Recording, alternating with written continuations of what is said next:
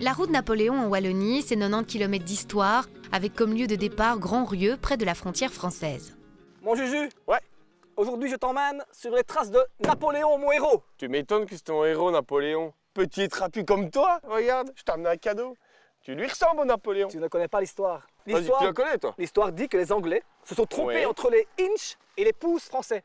Donc Napoléon était grand, comme toi. Oh, bah écoute, Tu es Napoléon. ça me dérange pas, je m'étais habillé en conséquent, un petit chapeau, la petite veste. Je suis beau, hein? Ouais. Well, you can tell everybody. Yeah, you can tell everybody. Go ahead and tell everybody. Attention! I'm the man, I'm the man, I'm the man. Well, you can tell everybody. I'm the man, I'm the man, I'm the man. I got all the answers to your questions. I'll be the teacher, you could be the lesson. Nous suivons le parcours de l'empereur français en direction de Waterloo. Le premier arrêt fut Beaumont, il y a 200 ans, où il passa la nuit du 14 au 15 juin sur la Grand Place, alors que ses troupes dressèrent leur camp sous la tour Salamandre. Ouais, ici Julien, dis que tu avais un chimpanzé qui marchait sur des ruisseaux. Ouais, ça va et toi? T'inquiète, oui. Raccroche tout de suite. Oui. Quoi? Écoute-moi. Allez, sérieux. Ouais. Moi, je te rappelle, hein, parce que bon, il est en train de faire ses caprices, ça tourne, ça tourne. To go to Jake for us, to go to Jake for us to get around town. C'est quand même fou. Hein. Tu sais que Napoléon était hyper stressé. Hein. Et vu que les Alliés n'étaient pas encore, tu vois, organisés, ah ben il s'est dit, moi je vais aller à l'attaque. Et c'est ici qu'il a fait son premier bivouac, juste au pied de la tour Salamandre. Intéressant. Ouais. Tais-toi un peu. Regarde la vue. C'est beau. La route est parsemée de 150 monuments, pierres commémoratives et musées qui témoignent du passage de l'empereur. Mais cette région captivante incite à faire aussi quelques petits détours, comme par exemple l'abbaye d'Aulne ou la magnifique ville de Thouin. Vous trouvez ici deux perles du patrimoine mondial de l'UNESCO, le beffroi et les marches folkloriques de l'Entre-Sambre-et-Meuse. Ne ratez pas non plus les jardins suspendus. À Charleroi, il fallut presque une journée entière à l'armée de Napoléon pour traverser la Sambre. Le touriste moderne peut sans problème y traînasser un peu plus longtemps. Sur le site du Bois du Casier, par exemple, pour rendre hommage aux victimes de la catastrophe minière de Marcinelle, ou pour faire connaissance avec le patrimoine industriel de la région, le charbon, l'acier et le verre. Nos garçons reprennent le fil de l'histoire à Ligny. Napoléon y remportera sa dernière victoire le 16 juin. Halte là! Qui va là? Journaliste? Et pour que faire? Ah bah moi j'ai à manger. Ah bah moi j'ai à boire. Suivez-moi. C'est mignon, toi. Jeunes gens, on est vos hommes. Regardez ce que je vous ai amené. Un petit fromage de caractère. On va se faire une petite fondue parce que je vois que vous avez un peu le matériel. Ça vous dit? Allons-y prestement. Ah, Allons-y apéro? prestement. Et en plus, regardez. Allez, on va pour l'apéro. Ah. Julien, Quoi? comme dirait l'autre, à la guerre comme à la guerre. Ah bah là, sur ce coup-là, à vous l'épée, comme on dit chez nous. J'ai bien fait ça, hein, sergent. Très bien. Ça a quand même du caractère, hein, ça. Ah bah ça, tu m'étonnes, hein. C'est faux au lait bio, ça. Hein. Donc là, ça a du corps. Quoi, tu le sens, quoi. On va voir notre petite fondue, là, les gars. Patron, vous m'en direz des nouvelles, hein. Oh, pardon. Qui veut?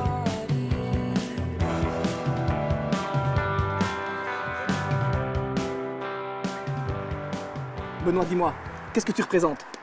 Je représente un sergent-major au 1er régiment des chasseurs à pied de la garde impériale de Ligny. Mais justement, Ligny, c'est quand même un petit village avec une grande importance historique. Oui, une grande bataille le 16 juin 1815, 48 heures avant la grande défaite de la bataille de Waterloo, de la défaite de Napoléon. Donc pour toi, quand même, 2015, c'est... C'est prenant, c'est très important, c'est le 200e anniversaire qui se déroulera à Ligny du 12 au 16 juin et à Waterloo du 17 au 21 juin 2015. 6500 reconstitueurs qui viennent du monde entier. 1500 seront à Ligny, ils se rendront à Waterloo ensuite. Mais là, les reconstitueurs viennent du monde entier, d'Allemagne, d'Italie, du Portugal, De Russie. Incroyable. Des Amériques, d'Australie. C'est un rassemblement de toute nation. Vive l'empereur! Vive l'empereur! Ah! Tu penses vraiment qu'il y a un lien entre l'empereur et la mandarine Napoléon, toi? C'est certain. Écoute-moi, mon Ludo, et ma culture générale. Tu vas être surpris. Oula. Napoléon, tu vois, il avait un ami qui était médecin de Fourcroy et qui a pris des mandarines, d'où la mandarine Napoléon à la base, tu vas voir. Mais les mandarines venaient de Corse. qui transitait via la Chine. Il est né en Corse. Voilà, t'as tout compris. Moi, je sens surtout la gorge tapissée, là. Voilà. Eh ben, toi, ils ont rajouté du cognac. C'est quand même l'élément un peu principal. Tu vois, d'accord, un ouais. bon cognac de 10 ans comme ça. Tu sens mandarine, cognac. Vu que c'est un médecin, il a mis du thé. La légèreté, tu vois. Un peu la médecine, mais loin la médecine. Hein. Puis plein d'autres petits trucs, mais ça rien que je t'explique, tu comprendras rien. Allez, Alors là-dessus, santé. là-dessus, santé. Hein. Regarde-les, ils sont beaux. Hein.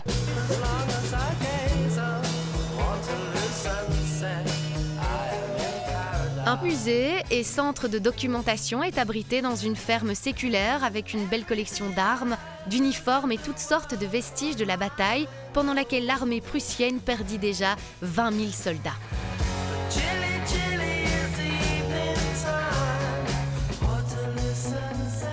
Écoute, tu sais quoi, je te laisse terminer la visite et aller après vers Waterloo. Moi, je vais faire un petit détour. Parce que la mandarine Napoléon, ça me donne une petite idée. À Biercé, je pense que je vais en savoir un peu plus sur 2-3 petites choses, dont le jean. Mais... Surtout le lever de coude. T'inquiète, on se retrouve, je vais apprendre des choses, moi. Allez, amuse-toi bien. Ouais.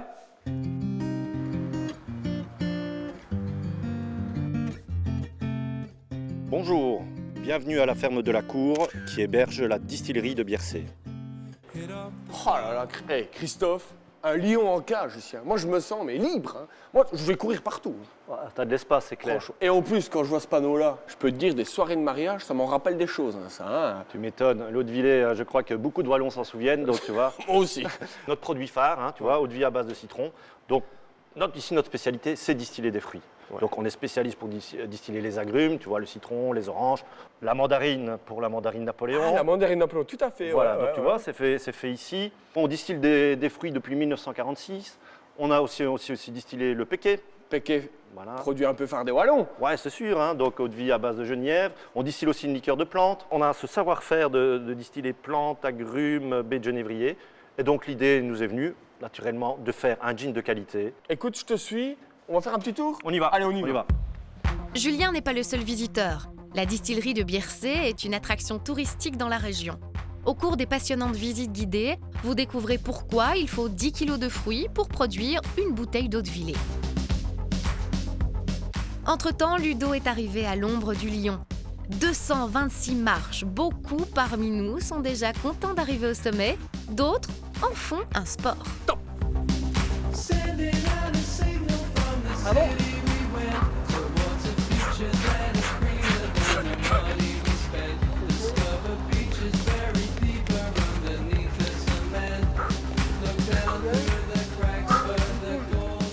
46 secondes. Essayez de faire mieux. Venez ici. » De la butte du Lion, vous avez une vue époustouflante sur le champ de bataille qui s'étend sur 4 communes, Waterloo, Vieux-Genappe, Lannes et Braine-l'Alleud. Le lion se trouve à Braine-l'Alleud, à l'endroit précis où le prince d'Orange fut blessé au cours de la bataille. Quel paysage. Et à dire que c'est pas une colline naturelle. Ils ont amené 290 000 mètres cubes de terre. Et en plus, ils ont implanté un lion de 28 tonnes. Franchement, bravo. Hein. Courage, quel courage. En 2000 qu'on a racheté. 2000 et on a ouvert au public en 2015. Ouais, voilà Julien, on va faire la dégustation. Ouais. 2 styles à te proposer, un floral et un plus sec. Celui-là, on sent vraiment que il a du caractère. Hein. C'est quelque chose qui pulse, comme on dit à voir chez moi. Hein. Style londonien, Ouais. agrumes, citron, tu vois. Qui a du genévrier. caractère, quoi. Voilà, ouais, tout à fait. Là, c'est déjà vachement plus fleuri. Là, hein. Ouais, Là on clairement. sent un peu toutes les odeurs florales, quoi. Clairement. Hein. Il y a quoi exactement dedans? Tu es sur un gin, je vais dire, allez, plus gastronomique, tu as beaucoup plus de plantes, d'herbes. Ouais. Tu vois, ici, notre style, nous, c'est de séparer, c'est de distiller tous les ingrédients du gin en saison, les citrons en saison, les botanicals pendant la saison, et puis on fait des assemblages. Tu as de l'agne étoilée, que tu sens très bien. Tu as Ouais. du fenouil aussi, tu vois. Ah, le fenouil. Putain, Voilà. j'adore ça. Et donc, tu vois, quand on le mélange à un tonique, on met un petit morceau de fenouil dans le verre pour faire notre signature. Dis-moi, j'ai une bête question à te poser qui n'en est pas une à la fois. Pour faire un gin, il faut quoi en fait exactement? Le gin, historiquement, c'est de l'eau de vie de grain qui a été parfumée avec des baies de genévrier. tu vois. Mm. Donc, et ensuite, à Londres, il y a eu cette tendance de prendre cette eau de vie et de le parfumer soit avec des botanicals, comme ils appellent, des herbes, des épices, des fleurs. Et donc, c'est devenu des gins. Et chaque pays, on peut y avoir 1000 recettes de gin. Santé. Hein. Santé, Julien. Gin. Gin. Le Le bicentenaire ne devait bien entendu pas passer inaperçu. Un tout nouveau bâtiment d'accueil, le Mémorial 1815, a récemment ouvert ses portes. Le bâtiment a été créé sous terre afin de ne pas perturber les environs du champ de bataille. 6000 mètres carrés sont consacrés à la bataille de Waterloo. Les techniques modernes ainsi qu'une scénographie saisissante ramènent le passé à la vie. C'est vraiment un tableau vivant. Le point fort est sans aucun doute le film en 4D du metteur en scène Gérard Corbiot qui vous raconte sur un écran de pratiquement 180 degrés une exclusivité en Europe, le récit captivant de ce qui se déroula ici le 18 juin 1815. Mais le panorama historique continuera, lui aussi, à subjuguer les 500 000 touristes qui passeront par ici chaque année. On a vraiment l'impression que les chevaux sortent du tableau. C'est incroyable. Ce mémorial, il est vraiment top. Je recommande de venir ici. Moi, Julien m'attend, donc il faut que j'y aille. Ciao! Oh, le pot-au-feu, avec des légumes du printemps. Oh, pot-au-feu, ça va me mettre le feu à la bouche, ça. En mémoire de Napoléon, j'ai mis la chemise. Et en plus de ça, un bon poulet fermier. Mais attention, pas n'importe quel, parce que je vais y faire un petit pot-au-feu. Il l'aurait goûté, le Napoléon. Ah ben, il aurait gagné la bataille. Ah ben oui. Avant tout ça, je vais donner 2-3 petits secrets. Déjà, la peau, on va l'enlever. Tout simplement parce qu'il nous faut un bouillon clair. La peau, ça a même du gras. Donc, on aurait eu un bouillon trouble. On enlève la peau, on en fera un petit chips. Ça, c'est pour après. Et ensuite, on va mettre tous des petits légumes. Mais pas trop fins et pas trop gros. Comme ça, ça va amener du goût. Mettez ce que vous avez dans le frigo. Tant que ça amène du goût, c'est ce qui compte. Et ensuite, on va laisser cuire doucement.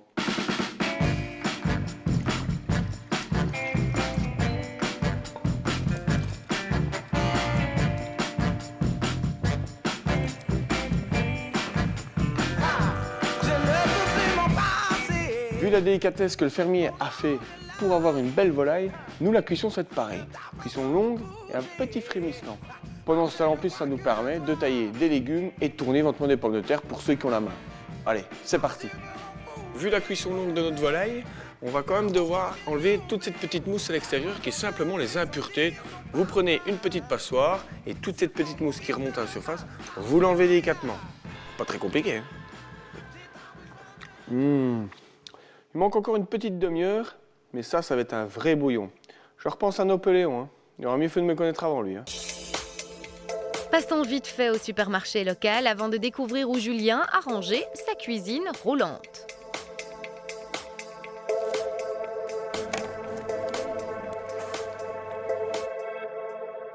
Cette fois-ci, Julien a installé sa cuisine dans les magnifiques jardins du château fort de Fausto, une adresse à ne pas manquer pour qui visite cette région.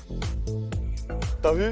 Hey, calme, soleil, nous deux. Magnifique, hein, franchement. Et cette volaille. Et par contre, je vois un truc, moi. Je vois du poulet et des langoustes. Non, Ça, des écrevisses. Ah, excuse-moi. S'il te plaît. C'est pareil. Hein. Bah, presque. Ça va ensemble, ça? Attends, tu connais pas l'histoire, toi, le vrai historien? Eh ben écoute, pourquoi est-ce que volaille et écrevisse à ton avis? Parce que Napoléon, il faisait toujours, c'est des petites batailles, avant les batailles, plutôt, il ne mangeait pas. Et justement, la bataille Marengo, tu vois, c'était une bataille qui était dure, où il avait de moins en moins d'hommes, et il s'est dit, j'ai faim, là je vais manger pour la première fois. Il demande à son cuistot de lui faire à manger, mais il n'avait rien, vu qu'il ne mangeait jamais rien. Juste une volaille. D'où poulet Marengo. Voilà.